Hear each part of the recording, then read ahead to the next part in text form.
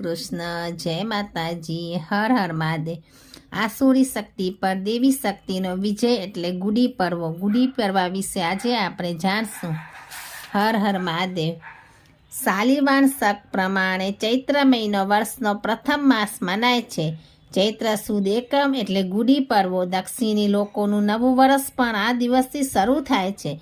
દક્ષિણની ભૂમિને વાલીના ત્રાસમાંથી આ દિવસે છોડાવી મુક્ત કરેલી તેની ખુશાલીમાં આ દિવસ ઉજવવામાં આવે છે।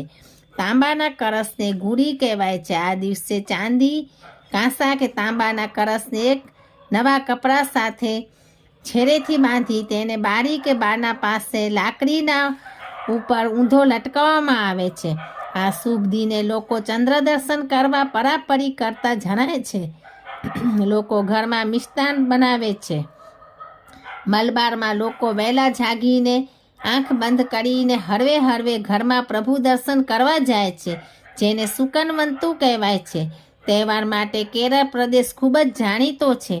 તેને વિપુ કહે છે। કોઈ પરણિત મહિલા પૂજાનો થાળ સજાવે છે, શ્રીફળ વધેરાય છે। પૂજામાં કાનાપ્પુ નામનું ત્યાંનું ફળ, ચોખા, અબીલ, ગુલાબ, અગરબત્તી, શ્રીફળ, ઘીના દીવડા ઝગમગે છે। સિંધી ભાઈ બહેનો આ દિવસને ચેટીચાંદ કહે છે। આયો લાલ, દરિયાલાલ, ઉદેરો લાલ, આમ સરઘસ આકારે સિંધી પ્રજા ઝૂમી ઉઠે છે। સમૂહ ભોજન યોજાતા હોય છે। કચ્છમાં ગાંધીધામ મધ્યે સારી ઉજવણી સિંધી પ્રજા કરે છે। કેટલાક લગ્નો પણ લેવાતા હોય છે।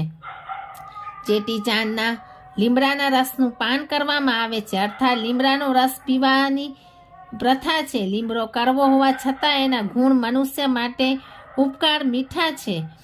મહારાષ્ટ્રીયનો પોતાના કારખાનાના ઉદ્ઘાટન પણ આ શુભ દિને કરતા હોય છે। રામચંદ્રજી 14 વર્ષના વનવાસ બાદ સીતાજી અને ભાઈ લક્ષ્મણ સાથે પુષ્પક વિમાનમાં ચૈત્ર સુદ એકમના દિને અયોધ્યામાં પધાર્યા ત્યારે લાખો પ્રજાજનોએ તેમનું ભવ્ય સ્વાગત કરી રાજ્યાભિષેક કરેલો હતો। એ પણ ગુડી પડવાના દિવસે જ થયું હતું। હર હર મહાદેવ। જય શ્રી કૃષ્ણ, જય માતાજી।